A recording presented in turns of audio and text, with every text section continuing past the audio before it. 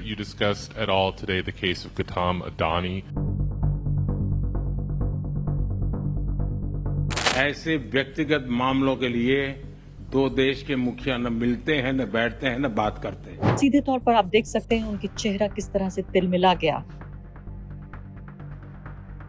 Mega का पूरा जो एक स्लोगन था जिसके आधार पर चुनाव लड़ा गया, make America great again, make India great again, बल्कि इलॉन मस्क से मुलाकात की।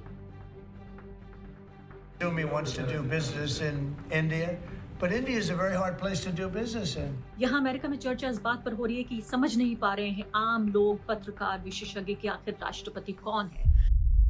नमस्कार, द वायर में आपका स्वागत है। मैं हूं आरफा खानम शेबानी। सबसे बड़ी खबर इस वक्त अमेरिका में ये है कि नरेंद्र मोदी, भारत के प्रधानमंत्री, दुनिया के सबसे बड़े लोकतंत्र के प्रधानमंत्री आए हुए हैं यूनाइटेड स्टेट्स, लेकिन उन्होंने पहले डोनाल्ड ट्रंप, यहाँ के राष्ट्रपति से नहीं बल्कि इलॉन मस्क से मुलाकात की है और इसको लेकर चर्चा गर्म है। पूरा जो अमेरिकन ट्विटर है, मुझे पता नहीं कि भारत में गोदी मीडिया आपको ये सब दिखाएगा या इस पर सवाल करेगा नहीं करेगा। मैं पूरा विश्वास है कि बिल्कुल नहीं करेगा और इसीलिए मैं आपके सामने यहाँ पर हाजिर हुई आपको बताने के लिए कि भारत का मीडिया करे ना करे, जो दुनिया का मीडिया है वो ज़रूर इस बात की परवाह करता है कि किस तरह से जो सिद्धांत हैं, उसूल हैं और जो राजनीतिक ढांचे हैं उनको तोड़ा मरोड़ा जा रहा है। तो प्रधानमंत्री नरेंद्र मोदी यहाँ पर हैं। वैसे तो अमेरिका में पिछले लगातार 3 हफ्ते से अगर आप देखें तो अमेरिका को अमेरिका से ही फुर्सत नहीं है कि यहाँ क्या हो रहा है। यहाँ जिस तरह के जो एग्जीक्यूटिव ऑर्डर्स हैं, जो प्रेसिडेंशियल ऑर्डर्स हैं वो पास किए जा रहे हैं यहाँ के राष्ट्रपति के जरिए, और इसलिए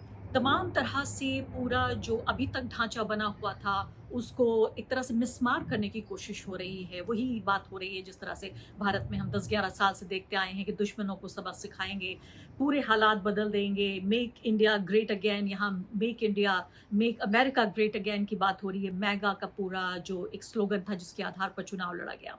अब इससे पहले कि मैं आपको ये बताऊं कि इलॉन मस्क के साथ क्या बातचीत हुई, फिर डोनाल्ड ट्रंप के साथ क्या बातचीत हुई, मैं आपको याद दिलाना चाहती हूँ इन तस्वीरों की, इस वीडियो की मैं याद दिलाना चाहती हूँ। और मैं उम्मीद ये कर रही थी कि ये वीडियो इससे पहले कि नहीं आए थे तो भारत को नहीं पता था कि क्या करना चाहिए, लेकिन जब ये वीडियो आ चुके, भारत ने देखा, भारत के विपक्ष ने आवाज़ उठाई, भारत के मेरे जैसे पत्रकारों ने आवाज़ उठाई कि किस तरह से 40 घंटे की फ्लाइट में बिठाकर मिलिट्री जहाज में हमारे देश के नागरिकों को, दुनिया के सबसे बड़े लोकतंत्र के नागरिकों को, उनके हाथों में हथकड़ियां और पैरों में बेड़ियां डालकर उन्हें किस तरह से, एक तरह से मैं कहूँगी, अपमानित करने की कोशिश की गई, किस तरह से जलील करने की न सिर्फ की कोशिश की गई बल्कि कामयाब तौर पर उन्हें अपमानित किया गया।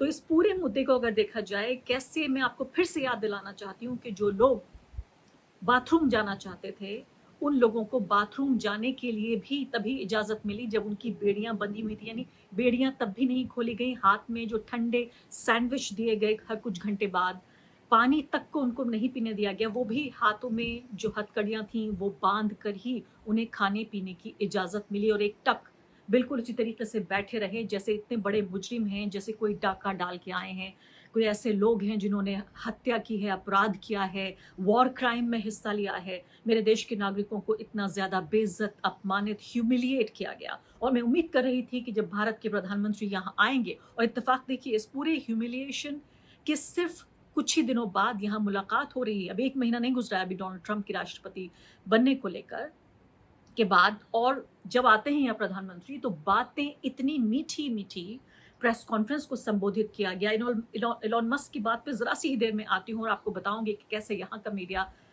डोनाल्ड ट्रंप और मस्क के होने के बावजूद भी आज़ाद है और आज़ादाना तरीके से अपनी बातें रख रहा है। कि किस तरीके से जब ये प्रेस कॉन्फ्रेंस हुई, ये तस्वीर को आप ये देखिए, व्हाइट हाउस का ये फुटेज है जारी किया गया। मैंने पूरी प्रेस कॉन्फ्रेंस को सुना, पहले हिंदी में फिर अंग्रेजी में उसको ट्रांसलेट किया गया।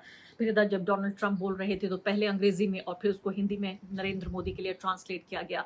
इसमें इस पूरी प्रेस कॉन्फ्रेंस में नरेंद्र मोदी कह रहे थे कि भारत के इतिहास में ये पहली बार हुआ कि एक साथ 3 टर्म दिए गए हैं किसी प्रधानमंत्री को, तो मैं अब तीसरी बार यहाँ पर आया हूँ भारत के प्रधानमंत्री के तौर पर। इससे पहले मैं देख रही थी जो नरेंद्र मोदी और बीजेपी के जो समर्थक है वो कह रहे थे कि देखिए पहले डोनाल्ड ट्रंप होते थे, फिर पहले बराक ओबामा होते थे, डोनाल्ड ट्रंप होते थे, जो बाइडेन होते थे, और अब देखिए कि फिर से डोनाल्ड ट्रंप आ गए हैं। जो नहीं बदल रहा है वो हमारा नेता नहीं बदल रहा है। यहाँ पे 3-3 राष्ट्रपति बदल गए, लेकिन जो नहीं बदलता वो हमारा नेता नहीं बदलता। मोदी वहीं रहते हैं, चाहे दुनिया के नेता कितने भी बदल जाएं। नरेंद्र मोदी जी से कोई सवाल पूछ ले, वो भी अडानी पर सवाल। ऐसा तो देश में तो संभव नहीं, लेकिन विदेश में जरूर हुआ। भारतीय नहीं, विदेशी पत्रकार ने जब अडानी के बारे में नरेंद्र मोदी से सवाल पूछा तो सीधे तौर पर आप देख सकते हैं उनके चेहरा किस तरह से तिलमिला गया।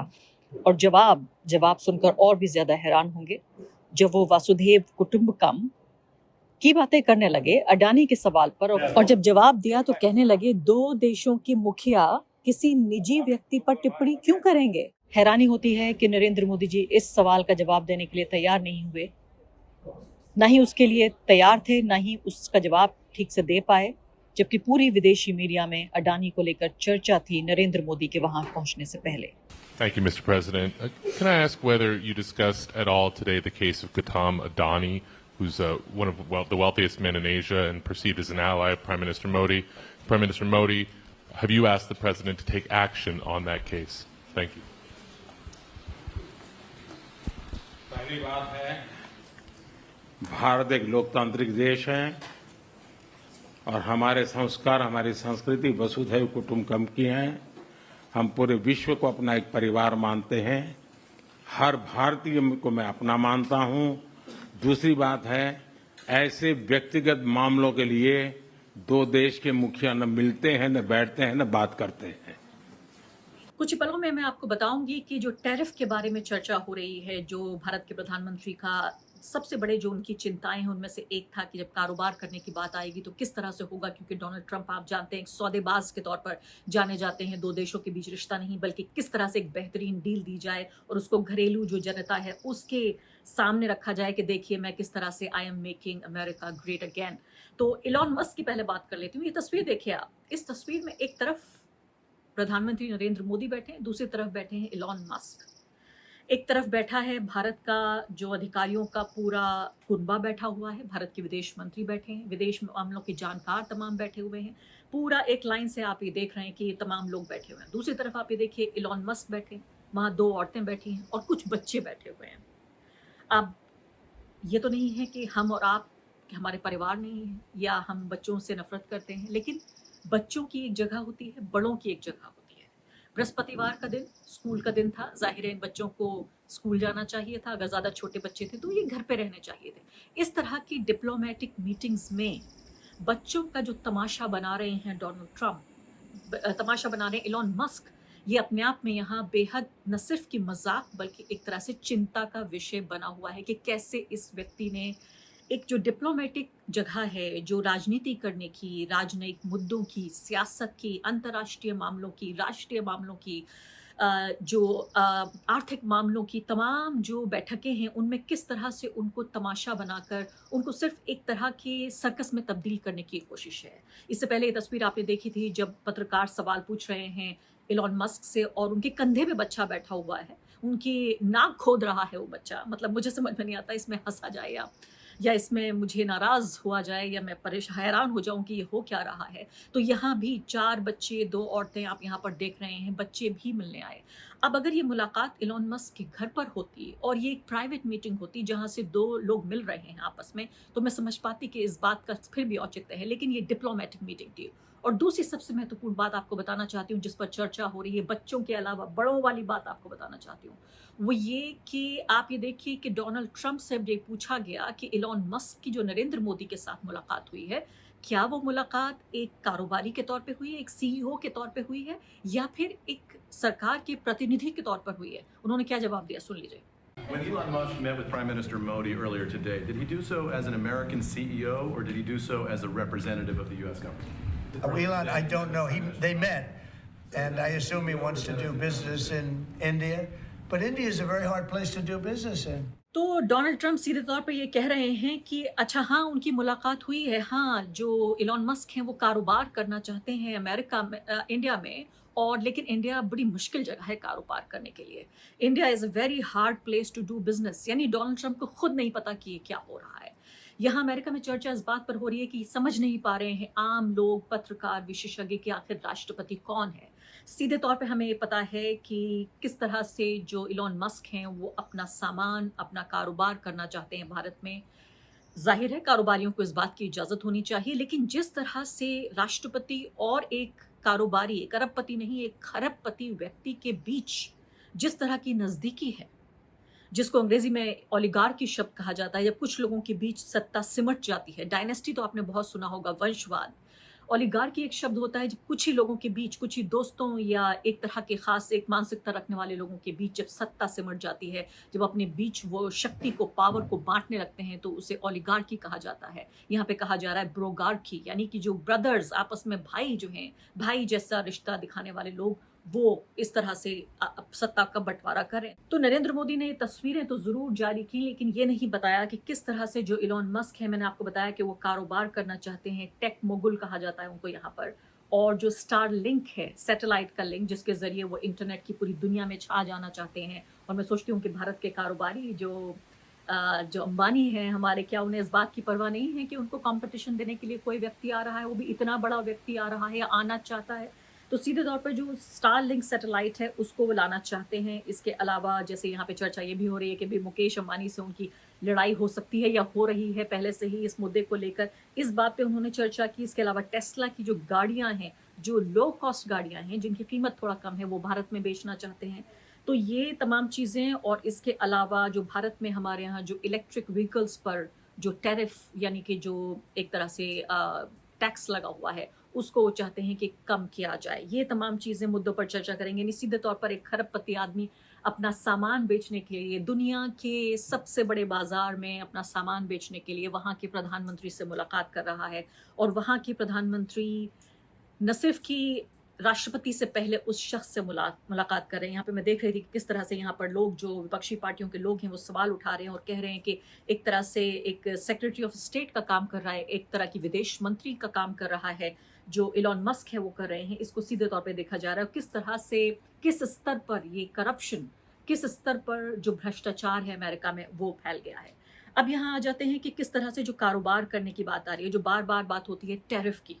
अब डोनाल्ड ट्रंप ने साफ तौर पे ये कह दिया है कि टैरिफ जो दूसरे मुल्कों पे लगाने की वो बात कर रहे हैं, चाहे कनाडा को कहते हैं कि 25% लगा देंगे, मैक्सिको को कह देते हैं इतने फीसद लगा देंगे। भारत के प्रधानमंत्री उम्मीद कर रहे थे कि इसको लेकर कुछ एक मुलामियत बढ़ती जाएगी, और इसीलिए पहले से उन्होंने एक तरह की, एक मैं कहूँगी एक ज़मीन तैयार कर दी थी कि उन्होंने कहा ठीक है, हम 18,000 भारतीयों को वापस लेने को तैयार हो गए हैं, ताकि थोड़ा सा दिल पसीज जाए डोनाल्ड ट्रंप का। लेकिन यहाँ पर उन्होंने कहा है जितना टैरिफ भारत लगाएगा उतना टैरिफ हम भी लगाएंगे।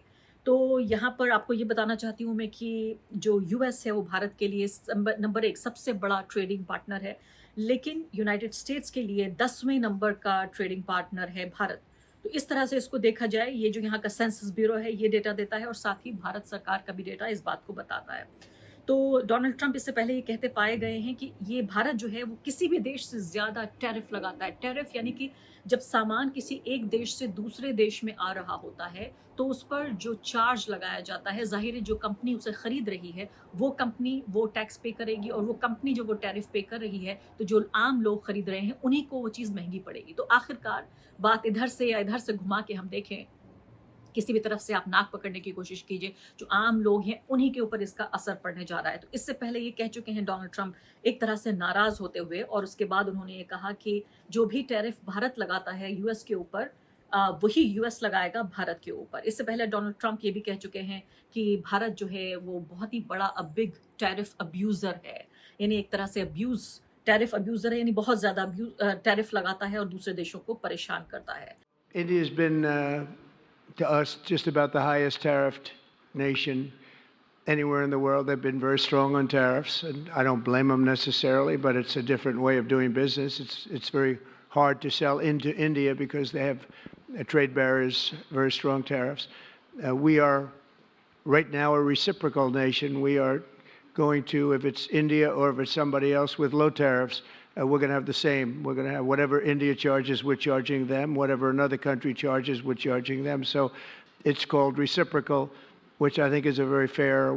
अब यहाँ पर ये भी देखने की बात है कि किस तरह से दोनों जो नेता हैं वो एक तरह की पर्सनल डिप्लोमेसी, यानी जो उनके खुद के निजी रिश्ते हैं एक दूसरे के साथ, यानी कि दो देशों के बीच रिश्ते, बट दो नेताओं के बीच जो रिश्ते होते हैं उनको सामने रखे और एक तरह से दोस्ती करने की कोशिश करते हैं, या विदेशी मामलों में एक तरह की पर्सनल रेपोर्ट या पर्सनल डिप्लोमेसी का इस्तेमाल करते हैं, जिसमें मैं कहूंगी काफी हद तक नरेंद्र मोदी को इसमें कामयाबी भी मिलती रही है। डोनाल्ड ट्रंप के साथ भी अब यही हुआ। प्रेस कॉन्फ्रेंस में भी उन्होंने साफ तौर पर यही कहा कि देखिए, मैंने आपको बताया था कि तीसरी बार, और ये कहा कि अब जो है डोनाल्ड ट्रंप दूसरी बार राष्ट्रपति बनकर आ गए हैं, तो इससे साफ तौर पर अब दुगनी ताकत से हम दोनों देश एक दूसरे के साथ आगे बढ़ेंगे और दुगनी हमारे बीच प्रगाढ़ता होगी। इससे पहले आपको बताना चाहती हूँ कि डोनाल्ड ट्रंप की राय क्या रहती है। मैं यहाँ पढ़ रही थी किस तरह से डोनाल्ड ट्रंप कह चुके हैं भारत को कि भारत स्मार्ट है, टफ है और शार्प है। यानी ऐसा नहीं है कि कोई बहुत अच्छी मुलामियत या अच्छी कोई दोस्ताना भरी बातें हों। जब कोई एक देश का सबसे बड़ा नेता ये कहता है स्मार्ट, टफ एंड शार्प, इसका मतलब ये कहता है कि भारत बेहतर डील कर रहा है और अमेरिका को डील नहीं दे रहा है। अब यहाँ सबसे बड़ी बात जिसके साथ मैं कार्यक्रम को ख़त्म करना चाहती हूँ वो बात यही है कि मेरे देश के नागरिक जिनको हथकड़ियाँ और बेड़ियाँ लगाकर मुजरिमों की तरह जब उनको भारत लाया गया 40 घंटे का सफ़र तय करके, जिसमें औरतें और बच्चे भी शामिल थे, उसके बाद जब देश के प्रधानमंत्री मिलते हैं उस नेता से तो एक शब्द नहीं कहते और कहते हैं कि तीसरी बार मैं बना हूं प्रधानमंत्री, दूसरी बार आप बने हैं राष्ट्रपति। और इसी तरह की खुशनुमा माहौल में, खुशनुमा मौसम में तमाम बातचीत खत्म हो जाती है। लेकिन 56 इंच होने के बावजूद, बार बार खुद नरेंद्र मोदी इस बात को कहते रहे, 56 इंच का सीना होने के बावजूद उनके मुंह से अभी तक 2 ये मुलाकातें हो चुकी, प्रेस कॉन्फ्रेंस हो चुकी, एक शब्द कोई नहीं निकला उनके मुंह से। क्यों आखिर? द वायर के और वीडियोस देखने के लिए सब्सक्राइब करें और बेल आइकन पर क्लिक करें। स्वतंत्र पत्रकारिता की आर्थिक मदद करने के लिए डिस्क्रिप्शन में दिए गए लिंक पर जाएं और अपनी राशि चुनें।